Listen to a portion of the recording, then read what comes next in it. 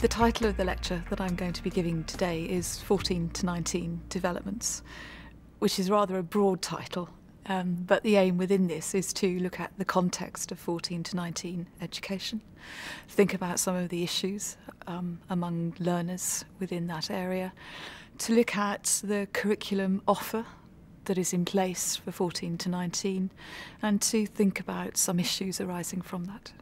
The lecture today is for the secondary PGCE students who are doing a one-year full-time course. Good morning, I'm delighted to be here. As a starting point, I'd like you to think about your experiences on the PGCE to date. And think about, is there a particular year group that you've been working with that you found more challenging than some others? And it may be that the year group's challenging or the specific class is challenging because of their behaviour. It might be because of their motivation or whatever.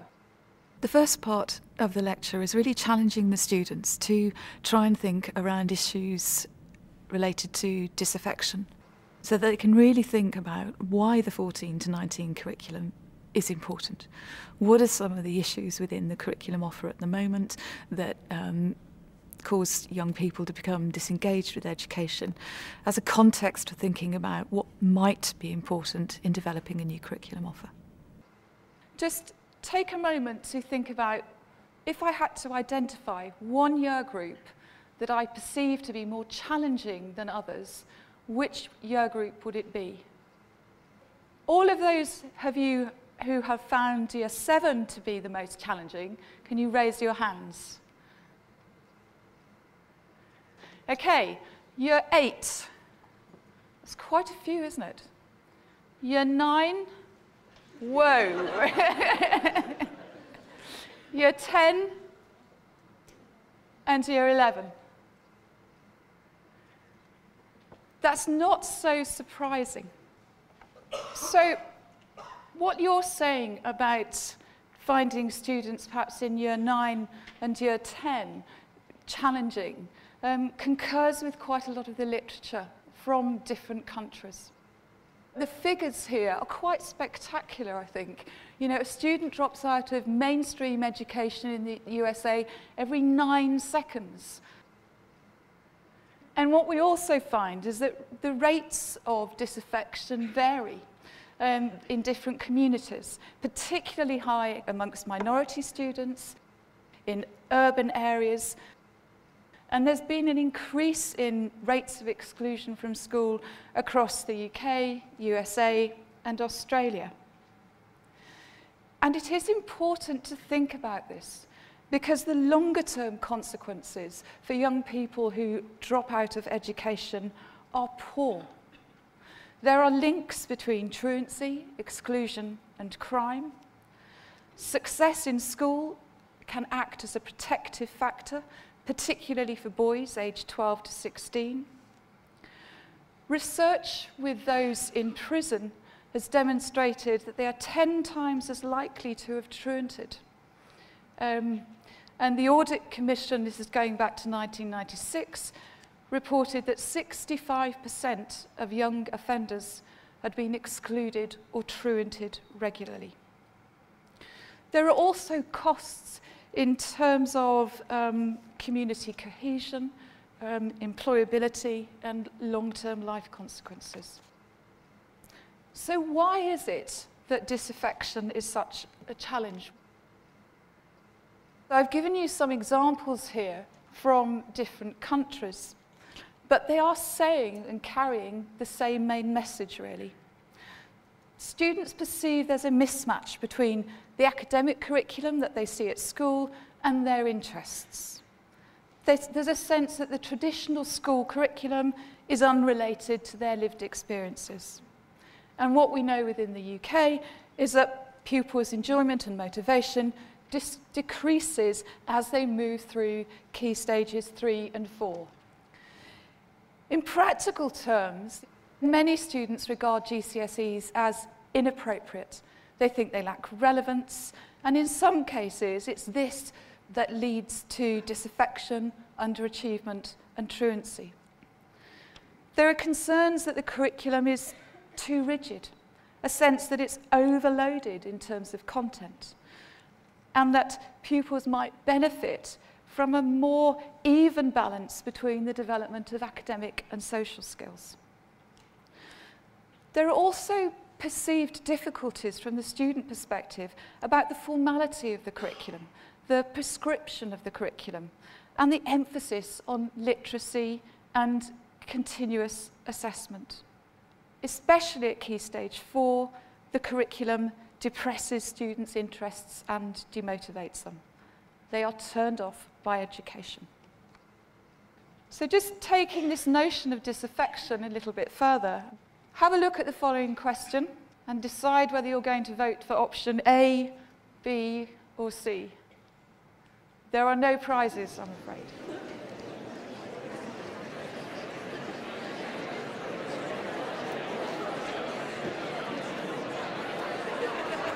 So, off we go. Option A. Nobody thinks it's option A, okay. Option B. A handful. Option C. It is option C. And if we broaden the age range to think about 18 to 24-year-olds, the figures are quite staggering and up more than 100,000 than the year previously. And this does relate to inclusive education. It does relate to engaging young people, because the longer-term consequences can be poor. The second part of the lecture is encouraging the students to think about the curriculum offer in terms of exactly what's on offer for young people today. So the PGCE students here will be completely familiar with GCSEs and A-levels, but probably less familiar with the notion of the foundation learning tier and also the apprenticeship. So as we start to focus thinking about the 14 to 19 offer, I wonder what you think counts as an educated 19-year-old in 2010 and beyond. Have your thoughts about this been influenced by your teaching placement? Do you find your views changing? What do you think the curriculum offer might be? And what about the education that takes place out of school? Leisure groups, community settings, music, performance, theatre, dance, a whole host of activities. Discuss in small groups what you think are the key components needed in education for young people. Students are being pushed down the BTEC route because they get, more GCSEs. So we're not thinking about the students, we're thinking about the school. So we're being selfish about the whole thing.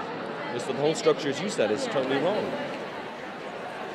In the school I worked in, they have got like the option for having that where it's a sort of diploma training where you get 4 GCSE qualifications at the end of it.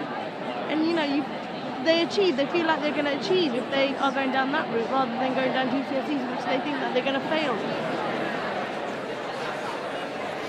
So, would some people like to share some thoughts?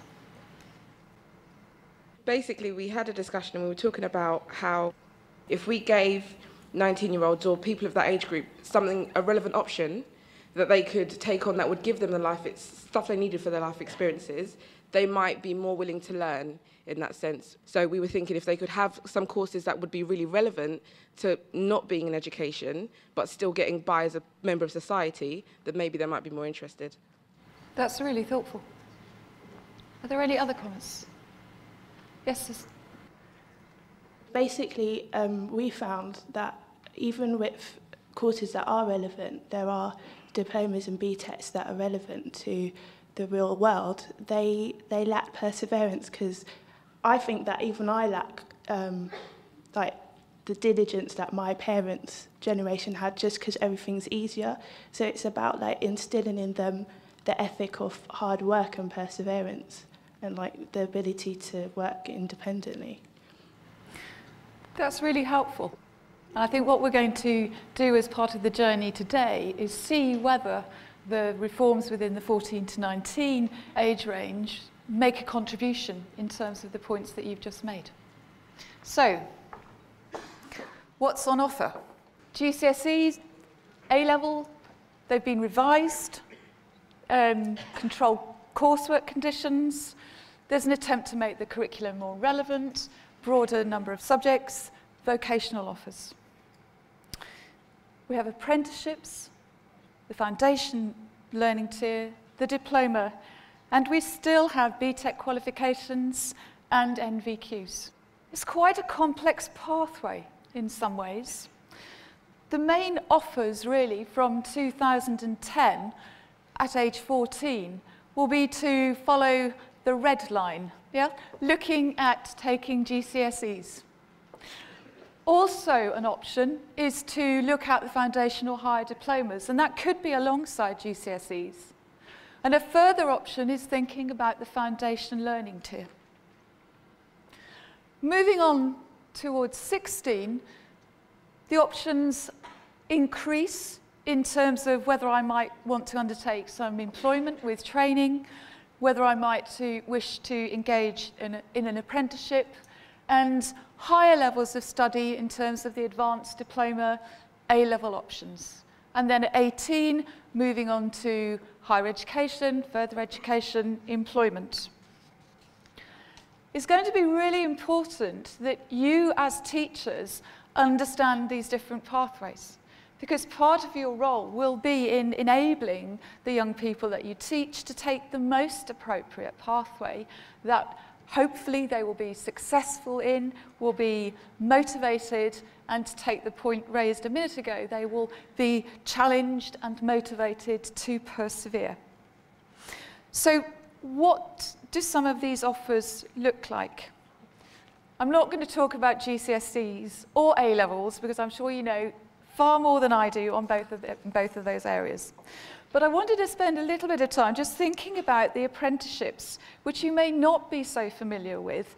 But in terms of thinking about advice and guidance for those aged 16, it's going to be important that everyone involved in secondary education has some sense of how these work, the utility, access, and whether this might be the most appropriate pathway for a young person.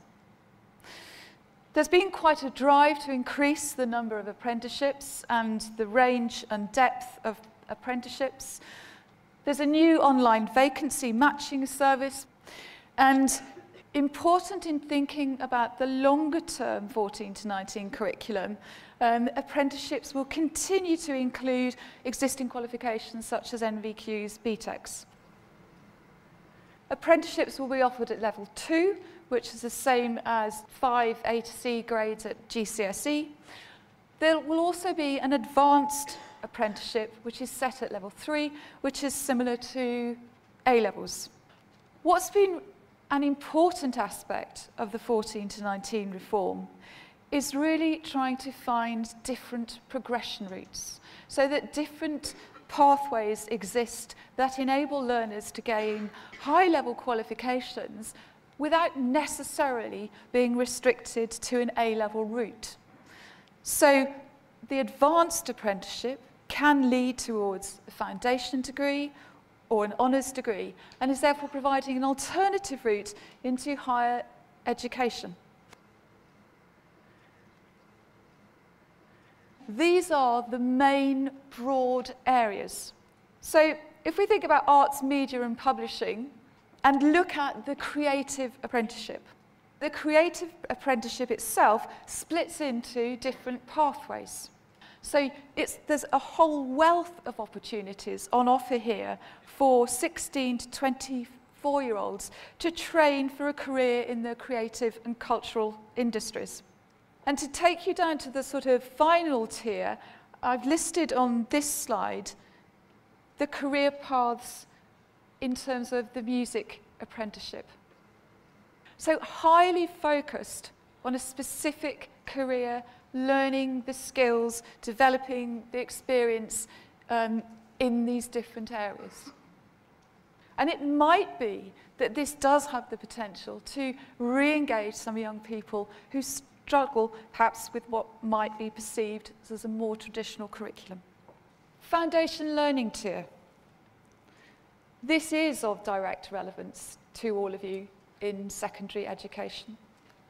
What the Foundation Learning Tier offers is an attempt to work with young people, 14, 15, who are not yet ready to work at level 2. So the Foundation Tier is working at level 1, which, as I've indicated here, is below grades A to C, and below level 1 itself. And it's trying to provide a curriculum offer that will be more tailored to the needs of young people, that they gain recognition for this, and that it will enable progression. So in terms of thinking about a program, there's a sense that learners have some input in their learning. They agree with their tutors an individual learning plan, and that includes their starting point and ideally their destination, where they might want to progress to. And these programs integrate vocational, subject learning, personal and social development, functional skills. So quite a rounded offer. Lots of learner support, and as part of the offer, real attention paid to providing the young person with information, advice and guidance to enable them to progress to level 2. Also, what I find positive is the idea that learning is in smaller chunks. I remain a little bit concerned that most of the learning across 14 to 19 is still large chunks of learning. Yes, we might have modular A-levels and that type of thing, but in essence you're working for 2 years to gain a qualification or 2 years to gain your GCSE. And if you think perhaps of some of the students who may be more challenging in your classroom, who a bit disaffected with education, not feeling that they're succeeding very well, it's really important that they get some recognition early on for their success, rather than trying to maintain that motivation over a 2-year period. A while ago, I did some research into an alternative curricular program run by Skillforce, which was a Ministry of Defence initiative at that time.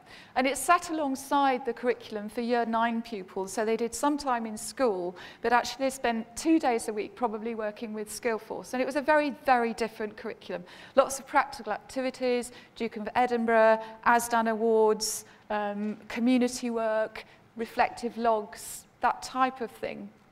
But what was important is that it was the aim of this program that within 6 weeks of starting, the young people gained a certificate.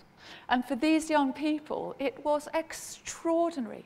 This was probably the first time in their lives that they'd actually got a certificate that said, I can do something, I have succeeded, I've got something to be positive about. They'd had lots and lots of people telling them, you can't, you're not trying hard enough, you will not pass this. But the motivation of that success at that early stage was hugely important in engaging them and spurring them on to do other things. So my hope would be that if the Foundation Learning Programme, structures things in manageable chunks so that young people can achieve success, then it may enable progression to level 2. There are some specific challenges in the nature of the learners, the profile of the learners that may be involved within the Foundation Learning Tier, and I've listed some of those just for clarity. If I'm using the term spiky profile, it's really about a learner who's got different levels of skill in an overall area.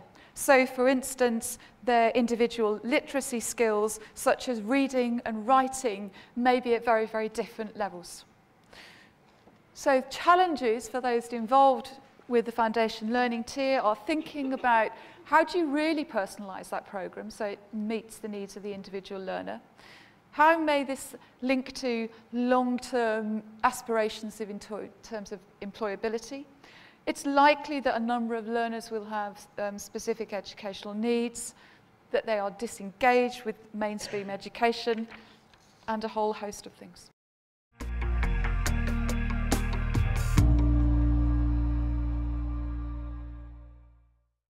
The third part of the lecture today is probably the most substantive aspect of the lecture, in that there's a real focus on trying to unpack the diplomas in terms of the lines of learning, the delivery plan, and the elements that make up this composite award.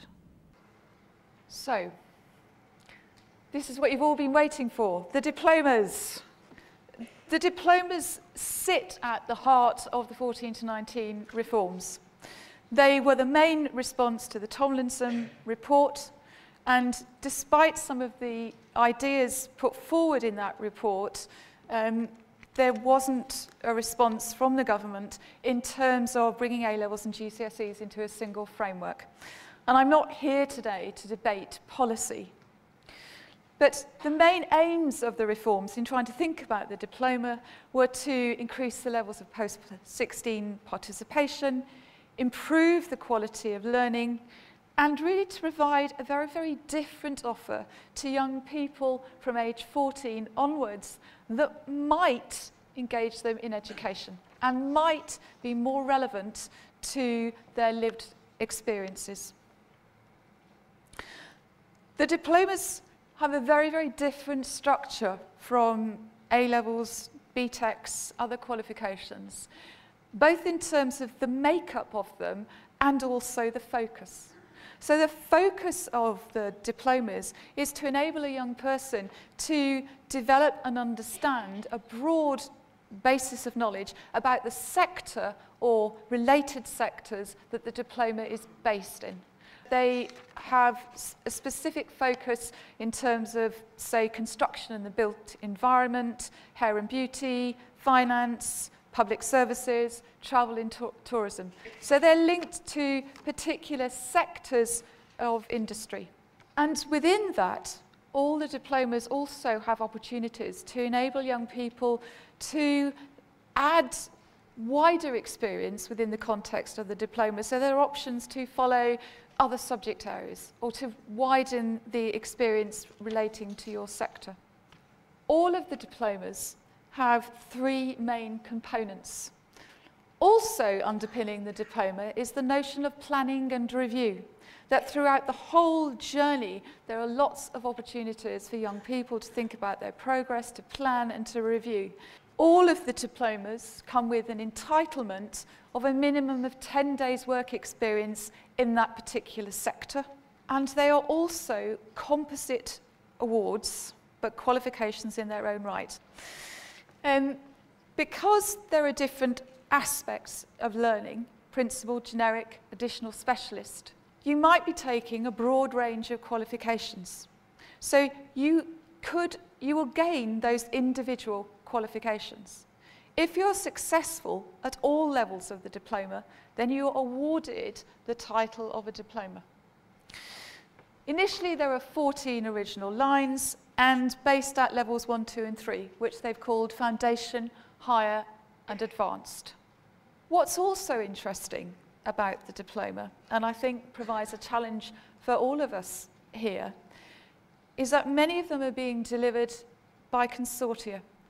So when the diplomas were announced, schools, colleges were allowed to put in bids for specific diploma lines in groups. So you might have an FE college leading on the diploma linked to some secondary schools.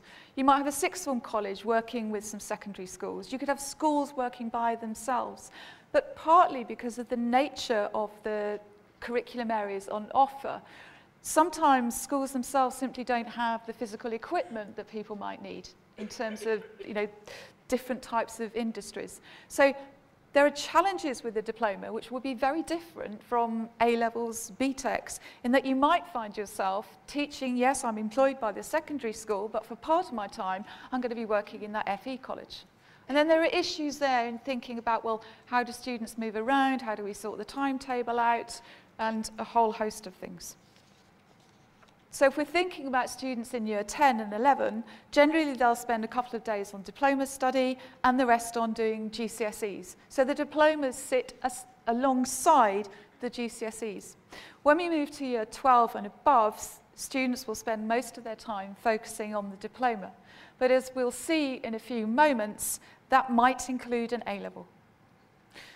So the generic learning, emphasis on functional skills, but a whole emphasis on other sort of more personal skills in terms of thinking about developing the capacity to work effectively in a team. How do I learn to manage my own learning? How do I become more independent? How do I think about my learning and reflect on it and plan my progression route? And there's a whole host of emphasis on personal learning and thinking skills, which starts to provide a broader offer and actually might enable a young person to develop and think about notions of perseverance, independence, planning, taking responsibility for their own learning. Hopefully, addressing some of the issues that young people raise in terms of the level of prescription in the curriculum and the formality. Much of the work in the diplomas is based on projects. You may be wondering about why this emphasis on functional skills. But functional skills are being thread through all qualifications. They're a replacement for key skills, they're part of the apprenticeship frameworks, part of foundation learning, they're part of all of the diplomas. You might take the approach that surely by the time people are working, for GCSEs, diplomas, age 14, 15, 16, 17, you would have thought they had sufficiently developed functional skills. I'm going to ask you a question. What percentage of children leave primary schools, this is in England, without the basic skills in reading? And I'm talking here about basic skills in reading. I am not talking about whether they have achieved the appropriate level in their SATs. So, option A. Few people. Option B. Yes, substantially more. Option C. Okay. It's 6%.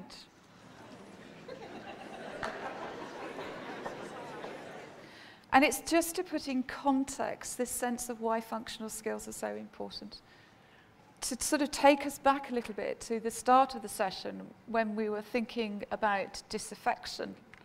I remember doing some research into looking at behaviour and attendance in schools. And I was interviewing a year 9 lad, and he seemed, a nice lad. And he was talking about how he'd ended up being excluded from school. And he said, well, it was an English lesson, and the teacher asked me to stand up and read to the rest of the class as we were going round reading out loud. And from his perspective, there were 2 choices. The first is, I try and read, but I know I can't, and I make a complete fool of myself in front of my friends. The second choice is that I kick off, because then I don't have to do it. He chose the second choice. And there are real issues, and you may have seen this in terms of your teaching placements, with children in secondary school who can't access your curriculum because they do not have sufficient skills in reading and writing. There have been some questions about breadth and depth across different diplomas. In the Creative and Media diploma, it's a requirement at level 3 that students demonstrate competence in 2 disciplines, possibly 3. So it may be that I'm there as a musician, but I'm going to demonstrate competence in photography as well, or drama. There are some concerns about whether the breadth is at the expense of depth. I can choose to take another qualification as part of my diploma package. So if I'm doing it at level 2, I can bring in a particular GCSE.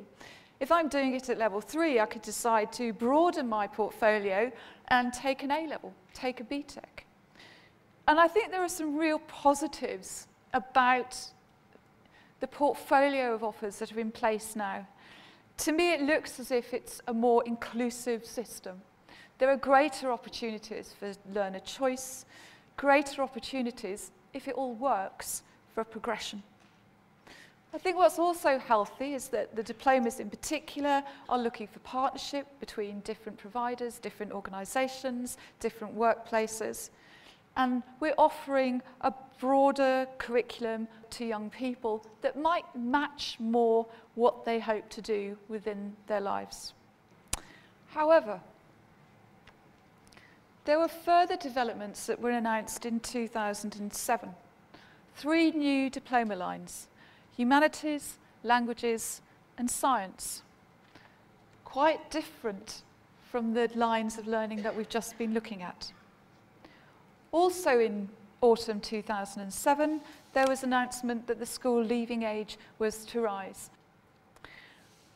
I'd like you to spend a few moments just reflecting on why you think those new lines were introduced. Do you think it's a helpful offer? And what do you think some of the ramifications will be of the increase in the school leaving age? Good.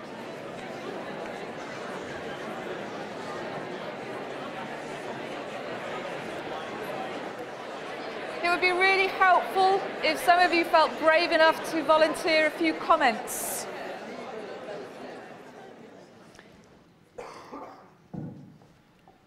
Within individual schools, there's a kind of tension between the types of students who do A-levels and GCSEs, and the students who will choose things like media, BTECs, and stuff like that. And I think what this scheme, by including those 3 subjects, is doing, it's saying, well, no, everyone can study anything under this scheme. It doesn't need to be only these kind of middle-of-the-range students. What I know from colleges and schools where the diploma has been implemented is that very different cohorts of students have been asked, suggested, encouraged to take the diploma. So, for instance, I know of one local authority in London where there's a consortium of schools running the diploma who elected to run each of one of the new lines of learning from last September, but targeted specifically able students who might normally have followed a whole portfolio of GCSEs because they perceive the diploma to be challenging. Having said that, I also know of a FE college in London who's running the sort of creative and media diploma in conjunction with some schools. And what they found is actually the schools have used it to move out some of those challenging students at GCSE level to the college and say you cope with those, they're doing the diploma. So that's 2 very, very different approaches. Neither necessarily will be successful. But I think your point about opening up opportunities is healthy and inclusive. There were yet more developments when this whole notion of extended diplomas were announced to provide more challenge. And you might like to reflect individually about why you think the extended diplomas were announced. Was there a particular area of education that these might be trying to encourage to implement diplomas, particularly when they might be worth 4.5 A-levels? The final part of the lecture is to think about some of the issues and concerns in terms of trying to implement qualifications such as the diploma that require schools and colleges to work together in ways that they may not have done before. Although I spoke positively about the foundation learning tier, it hasn't as yet really been integrated into progression to the diploma, apprenticeships, different pathways. And I think more work might have been done on actually integrating that provision. We've got a real emphasis on qualifications above level 2, and I do hope that students working at levels below that are given a full offer. There are concerns in terms of the accessibility of the diplomas. The aim is that any young person in any part of the country should be able to take any diploma at whatever level, regardless of where they are. Given there are sort of work experience issues, the links with employment and sectors, that may well be a real challenge in some rural parts of the country. Will it really be possible for all these different lines of learning to be available for all young people? And will it engender some conflict between different institutions who are competing for students in very challenging economic circumstances? There are some very practical problems in thinking about the diplomas.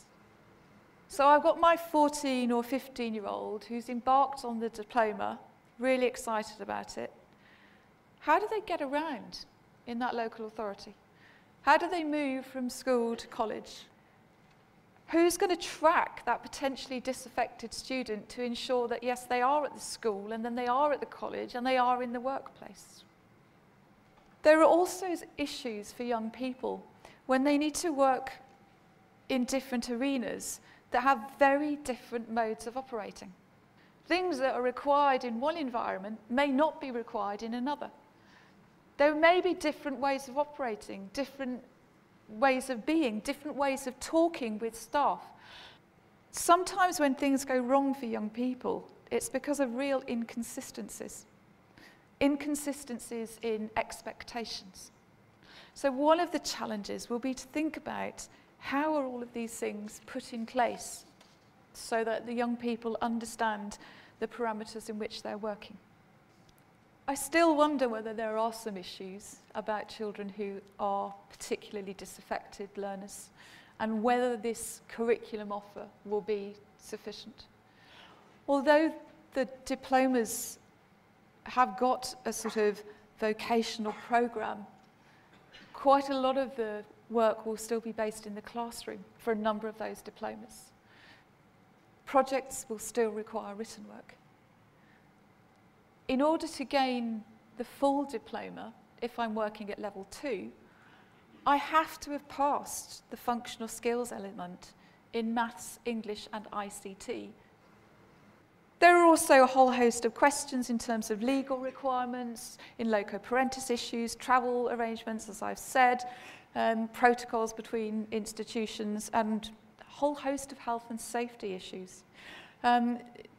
If I think about some young people who have spent part of their time in colleges looking at catering, as an example, most of them are not entitled, through health and safety reasons, to use 80% of the equipment. So at the start of this session, we spent some time thinking about what counts as an educated 19-year-old in 2010 and beyond. What I didn't talk about at that time was also 3 things that I think are important in terms of the 14 to 19 agenda and in terms of the wider context of society and education as a whole. The first is about community cohesion. Is this 14 to 19 offer going to help enhance community cohesion? How does it link with Every Child Matters? In terms of how does the curriculum offer reflect each of the characteristics of Every Child Matters? And one thing which you may find yourself wondering about as you embark on your teaching career is, what's the role of the teacher? What might be your role in terms of pastoral support, information, advice, guidance, thinking about young people moving across different locations, the different number of subject levels that you might be teaching? And I have a sense that actually the role of the teacher is changing and becoming more broad. And finally, some questions. I wonder whether the policy context is clear. I wonder about the school leaving age and whether we've got the right products. I wonder how we're going to enhance school and FE links. What happens for those institutions who will have to wait before they can deliver the diploma? Is the financing clear in terms of following the pupil? And I also have a sense that achievement at age 16 still determines quite heavily the next phase. And if we're trying to look at a 14 to 19 offer, why is achievement at 16 so pivotal? Thank you very much.